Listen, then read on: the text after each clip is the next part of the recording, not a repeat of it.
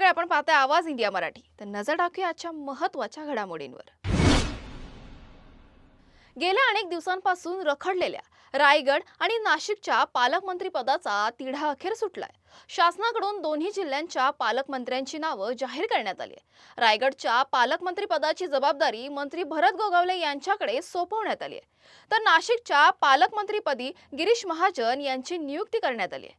रायगडच्या पालकमंत्री पदासाठी शिवसेना शिंदे गट आणि राष्ट्रवादी काँग्रेस अजित पवार गटात रस्सीखेच सुरू होती। मंत्री आदिती तटकरे आणि भरत गोगावले हे दोघेही या पदासाठी इच्छुक होते। अखेर रायगडची जबाबदारी भरत गोगावले यांच्याकडे देण्यात आली आहे, तर नाशिकच्या पालकमंत्री पदावरूनही महायुतीत घटक पक्षांमध्ये चुरस होती। मात्र अखेर गिरीश महाजन यांच्याकडे नाशिकची धुरा कायम ठेवण्यात आली आहे। महाराष्ट्राचे मुख्यमंत्री देवेंद्र फडणवीस यांनी आज नवी दिल्लीमध्ये पंतप्रधान नरेंद्र मोदी यांची भेट घेतली। यावेळी महाराष्ट्राशी संबंधित विविध विकास प्रकल्प आणि केंद्राच्या सहकार्याने सुरू असलेल्या योजनांवर सविस्तर चर्चा झाली। या प्रकल्पांसाठी केंद्र सरकारच्या सहकार्याची मागणीही मुख्यमंत्र्यांनी केली। यानंतर मुख्यमंत्री फडणवीस यांनी केंद्रीय अर्थमंत्री निर्मला सीतारामन यांचीही भेट घेतली। मुंबई वडवण एक्सप्रेसवे कनेक्टिव्हिटी अंतर्गत उत्तन विरार सी लिंक प्रकल्पासाठी JICA च्या माध्यमातून आर्थिक मदत घेण्याच्या परवानगीचा मुद्दा या बैठकीत मांडण्यात आला।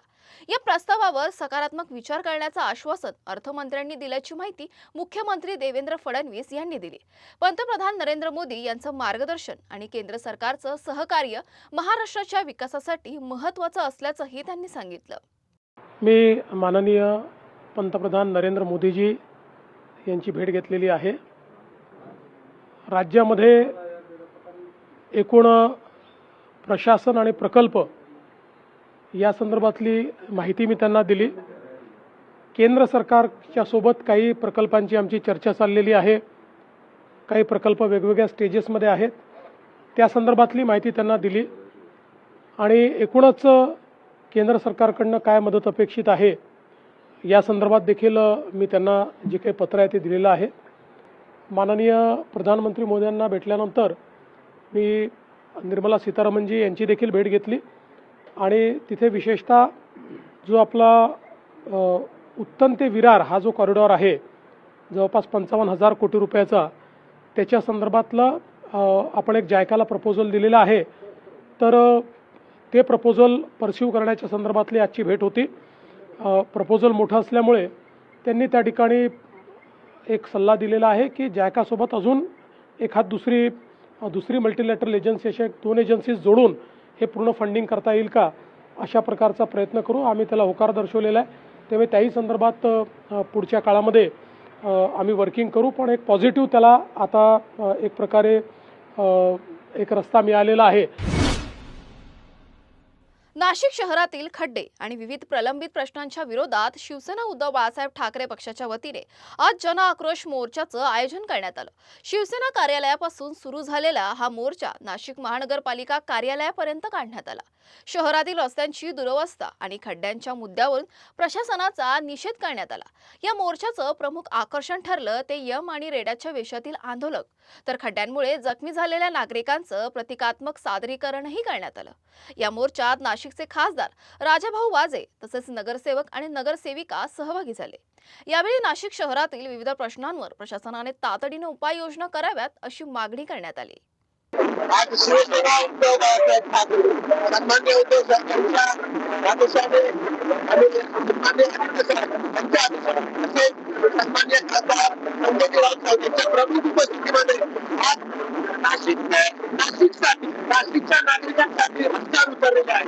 तर आपण बघता या संघटनेच्या नावाखाली नाशिकमध्ये कुंभमेळ्याच्या नावाखाली जो भ्रष्टाचार होतो, आता हे आपण पाहत आहे की नाशिकच्या सर्वसामान्य लोकांना या अडचणी निर्माण झालेल्या आणि शिवसेनेचं ब्रीदच आहे की सर्वसामान्य लोकांसाठी लढणं, त्या बाबतीतच हा मोर्चा आहे।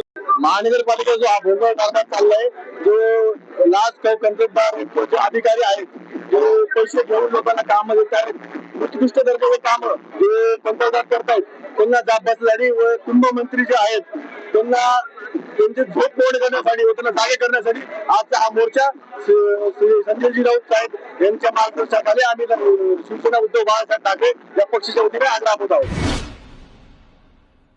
नाशिकच्या पालकमंत्री पदावरून खासदार संजय राऊत यांनी राज्य सरकारवर जोरदार टीका केली आहे. पालकमंत्री पदाचा निर्णय मुख्यमंत्र्यांचा अधिकार असताना हा वाद अमित शहा आणि पंतप्रधानांपर्यंत का गेला असा सवाल त्यांनी केला. नाशिकच्या रस्त्यांवरील खड्ड्यावरूनही राऊतांनी सरकारला घेरलं. खड्डे बुजवण्यासाठी महापालिका आयुक्तांनी 15 दिवसांची मुदत दिल्याचं त्यांनी सांगितलं. गोगावले यांच्या पालकमंत्री पदावरून राऊतांनी टोला लगावत भ्रष्टाचाराचे आरोप केले, तर दिमागी नक्षल आणि मुख्यमंत्र्यांच्या विद्यार्थी संवादाच्या मुद्द्यावरूनही त्यांनी सरकारवर निशाणा साधलाय. याच्यावरती हा मुख्यमंत्र्यांचा अधिकार असतो. कोणाला मंत्री करणं असं म्हणता का, कोणाला पालकमंत्री करणं. पण हा 2 जिल्ह्यांच्या पालकमंत्री पदाचा तिढा गेले वर्षभर दिल्लीमध्ये पडला. वारंवार हे तुमचे मिंदे गटाचे नेते, ज्याला मुंबईच्या भाषेत मांडवली म्हणतात, त्या झाल्या. आणि आज आमच्या मोर्चाच्या शुभमुहूर्तावर नाशिकला घोषणा झाल्या. खरं म्हणजे गिरीश महाजन यांचं आमचं काय व्यक्तिगत भांडण आहे का? अजिबात नाही. व्यक्तिगत भांडण असण्याचं कारण नाही. भांडण हे वैचारिक असतं, कार्यपद्धतीविषयी असतं आणि लोकांच्या प्रश्नाविषयी असतं. ते कुंभमेळा मंत्रीसुद्धा आहेत आणि 35,000 कोटीच्या व्यवहाराचं तुम्ही काय करणार आहात पालकमंत्री म्हणून, हा प्रश्न लोकांनी विचारला. लोक खड्ड्यात पडून मृत्यू पावत आहेत. 10 लोक या नाशिकच्या खड्ड्यात पडून त्यांचा मृत्यू झाला. 500च्या वर लोक इस्पितळात जायबंदी झालेले आहेत. आता पालकमंत्री म्हणून तुम्ही काय करणार आहात? उत्तराखंडमधील हल्द्वानी येथे काँग्रेस अध्यक्ष आणि राज्यसभेतील विरोधी पक्षनेते मल्लिकार्जुन खरगे यांच्या सभेनंतर मंच स्वच्छ करण्यात आल्याचा प्रकार आता महाराष्ट्रातील अमरावतीपर्यंत पोहोचलाय. अमरावतीमध्ये आंबेडकर समर्थकांनी या घटनेच्या निषेधार्थ जिल्हाधिकारी कार्यालयाबाहेर आंदोलन केलं. खरगे दलित समाजातील असल्यामुळे त्यांच्या कार्यक्रमानंतर मंच स्वच्छ करण्यात आल्याचा आरोप आंदोलकांनी केलाय. हा प्रकार दलित समाजासोबतच संविधानिक पदाचाही अपमान असल्याचं त्यांनी म्हटलंय. आंदोलकांनी जिल्हाधिकाऱ्यांच्या माध्यमातून राष्ट्रपतींना निवेदन पाठवत या संपूर्ण प्रकरणाची चौकशी करून दोषींवर योग्य कारवाई करण्याची मागणी केली आहे. स्वातंत्र्याला अनेक दशकं उलटूनही देशातील भेदभावाची मानसिकता पूर्णपणे संपलेली नसल्याचा आरोपही आंदोलकांनी केलाय. ज्यात हल्द्वानी नावाचं गाव आहे, ज्या ठिकाणी विरोधी पक्षनेते, राज्यसभेचे विरोधी पक्षनेते मल्लिकार्जुन खरगे, जे राष्ट्रीय काँग्रेस पक्षाचे राष्ट्रीय अध्यक्ष आहेत, अशा माणसाला, ज्या माणसाला नामोहरण करता येत नाही, त्यांच्यावर ईडी लावता येत नाही, त्यांच्यावर कोणते बाकी खटले भरता येत नाहीत, म्हणून त्यांच्या अस्मितेवर घाला घालण्याचं काम BJP सरकार करतं आहे. म्हणूनच ज्या ठिकाणी त्यांची सभा होती, ती सभा झाल्यानंतर त्या ठिकाणी भाजपाच्या पुरस्कृत अशा संघटनांनी त्या ठिकाणी पूजा अर्चा करून त्या जागेचं शुद्धीकरण केलं आहे. ती गोष्ट कधी होते आहे तर आपण 15 ऑगस्ट स्वातंत्र्य दिन साजरा करण्याच्या पूर्वसंध्येला 2-3 दिवसाच्या आधी ही गोष्ट होते आहे. याचाच अर्थ की हे जे सरकार आहे, हे सरकार मनुस्मृतीवर चालणारं सरकार आहे आणि या संविधानाचा अपमान करण्याचा आणि इथल्या बौद्ध धर्मियांना, इथल्या दलितांना अपमानित करण्याचा हा त्यांचं षडयंत्र आहे. आणि आम्ही या सगळ्या समितीच्या वतीनं आम्ही या ठिकाणी निषेध केला आहे आणि सांगितलेलं आहे की इथला बौद्ध धर्मीय, इथला आदिवासी, इथला दलित जागा आहे संविधानाच्या सक्षमीकरणासाठी, तो आपल्या रक्ताचा शेवटचा थेंब असेपर्यंत संघर्ष करत राहणार आहे. म्हणून आजचा या निवेदनाचा उद्देश होता. आपल्याला सर्वश्रुत असेल की 4 दिवसापूर्वी देशाचा सर्वोच्च house, upper house of parliament, राज्यसभेचे विरोधी पक्षनेते सन्माननीय खरगे साहेब यांना एका सार्वजनिक कार्यक्रमामध्ये ते ज्या खुर्चीवर बसले होते त्यांच्या उठून गेल्यानंतर ती खुर्ची धुवून टाकण्यात आलेली आहे. भारतीय संविधानाच्या कलम 17 याचं उल्लंघन झालं. प्रत्येक भारतीय नागरिकाचा जो मूलभूत हक्क आहे तो सर्वात महत्त्वाचा असतो, त्याचं उल्लंघन केलं आहे मनुवादी लोकांनी आणि सरकार त्याच्यावर चूप आहे. खरं तर कोणत्याही व्यक्तीचा मूलभूत अधिकार जर व्हायलेट झाला असेल तर त्याच्या विरुद्ध सरकारची जबाबदारी आहे की त्याविरुद्ध कारवाई केली पाहिजे. आणि नेता जो आहे सर्वोच्च सभागृहाचा विरोधी पक्ष नेता आहे, तो मागासवर्गीय असल्यामुळे त्याच्यावर असा अन्याय करण्यात आला असंही ह्याची पुनरावृत्ती कोणाही विरुद्ध होऊ शकते. त्यामुळं संपूर्ण भारतात आम्ही आंदोलन करतो आहोत. त्याचाच एक भाग म्हणून येथील अमरावतीतील सर्व आंबेडकरी आणि बहुजनांच्या सर्व संघटनांनी मिळून आम्ही खरगे साहेबांचा जो संवैधानिक अपमान झालेला आहे त्याचा निषेध करण्यासाठी इथे एकत्रित आलो आहोत. पुण्यातील राष्ट्रवादी काँग्रेसच्या वतीने महिला आणि युवकांसाठी 2 महत्त्वाचे ॲप लॉन्च करण्यात आले. महाराष्ट्राच्या उपमुख्यमंत्री आणि राष्ट्रवादी काँग्रेसच्या राष्ट्रीय अध्यक्षा सुनेत्रा पवार यांच्या हस्ते दादा उद्योगिनी आणि एनसीपी यूथ स्किल्स या ॲपचं उद्घाटन करण्यात आलं. दादा उद्योगिनीच्या माध्यमातून महिलांना उद्योजकतेसाठी मार्गदर्शन, कौशल्यांना बाजारपेठ आणि व्यवसायाच्या संधी उपलब्ध करून देण्याचा प्रयत्न केला जाणार आहे.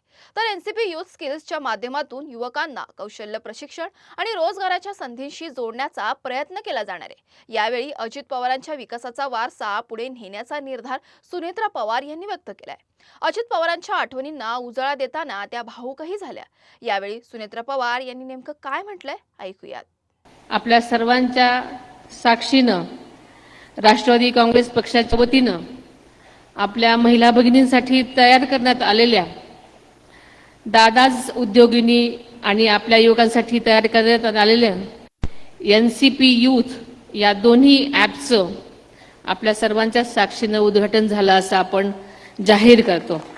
आज दादा उद्योगिनी या अभियानाचं उद्घाटन करताना माझ्या मनात भावना दाटून आलेल्या आहेत. या अभियानाला दादांचं नाव आहे आणि दादांचं नाव म्हणजे नुसतं नावच नाही तर दादांनी आयुष्यभर एक विचार जपला. सामान्य माणसाचे जीवन बदललं पाहिजे, गावातल्या शेवटच्या घरापर्यंत विकास पोचला पाहिजे आणि त्या विकासात महिला नुसती बघत उभी राहिली नाही पाहिजे तर ती स्वतःच्या बदलाची शिल्पकार झाली पाहिजे असं दादांचं म्हणणं असायचं. आपल्याला माहिती आहे की अलीकडे जेनझी आणि जेन अल्फा या पिढीचाही विचार करणं गरजेचंच आहे. त्यामुळे राज्यात दरवर्षी 10 लाखाहून अधिक विद्यार्थी व उच्च शिक्षण पूर्ण करत असतात. आज सुमारे 40% तरुण पदवीधर आहेत, त्यांच्या संबंधित क्षेत्रात कार्यामध्ये आहेत. परंतु सुमारे 60% तरुणांना योग्य क्षेत्रात योग्य प्रोफाईलमध्ये पोहोचण्यासाठी आवश्यक कौशल्य, करिअर मार्गदर्शन आणि योग्य संधीची गरज असते. आणि या एनसीपी यूथ ॲपने हे आपल्या तरुणांसाठी एक महत्त्वाचा दुवा ठरू शकणार आहे. त्यांचं उद्दिष्ट आपल्या तरुणांपर्यंत कौशल्य वृद्धी, करिअर, मार्गदर्शन आणि रोजगारांच्या संधी अधिक जवळ आणणं आहे. सर्वात महत्त्वाचं म्हणजे योग्य संधी कुठे मिळू शकते तर एनसीपी यूथ ॲप हे तरुण आणि योग्य संधी याच्यामधील डिजिटल दुवा निर्माण करण्यामध्ये मदत करू शकेल. लातूर जिल्ह्यातील उदगीरमधून अंधश्रद्धा आणि कथित अघोरी विधीशी संबंधित गंभीर प्रकार समोर आलाय. पैशांचा पाऊस पाडण्याच्या आमिषातून एका 15 वर्षीय अल्पवयीन मुलीला कथित पूजेच्या विधीत सहभागी करण्याचा प्रयत्न केल्याचा आरोप आहे. लातूर उदगीर महामार्गावरील करडखेल पाटीजवळ हा प्रकार घडल्याची माहिती असून लक्ष्मी पूजेच्या नावाखाली कथित विधीची तयारी करण्यात आल्याचं पोलिसांनी सांगितलं. या प्रकरणी उदगीर ग्रामीण पोलिसांनी 15 जणांविरोधात गुन्हा दाखल केलाय. महाराष्ट्रातील नरबळी व इतर अमानवी, अनिष्ठ आणि अघोरी प्रथा तसेच जादूटोणा प्रतिबंधक कायदा आणि पोस्को कायद्याअंतर्गत कारवाई करण्यात आली. या कथित विधीची योजना नेमकी कोणी आखली आणि या प्रकरणात आणखीन कोणाचा सहभाग आहे याचा तपास पोलिसांकडून सुरू आहे. छत्रपती संभाजीनगरच्या वेरूळ येथील 12वे ज्योतिर्लिंग श्री घृष्णेश्वर मंदिरात आज भाविकांची मोठी गर्दी पाहायला मिळाली. श्रावणातील पहिला सोमवार आणि नागपंचमी एकाच दिवशी आल्याने मंदिर परिसरात विशेष धार्मिक उत्साहाचं वातावरण निर्माण झालं. मध्यरात्रीपासूनच भाविक मंदिरात दाखल होण्यास सुरुवात झाली होती. दर्शनासाठी लांबच लांब रांगा लागल्या. हर हर महादेव, बम बम भोले आणि ओम नमः शिवायच्या जयघोषाने संपूर्ण परिसर दुमदुमून गेला. भाविकांची वाढती गर्दी लक्षात घेता मंदिर परिसरात सीसीटीव्हीच्या माध्यमातून निगराणी ठेवण्यात आली असून सुरक्षेसाठी पोलिसांचा कडक बंदोबस्त तैनात करण्यात आला आहे.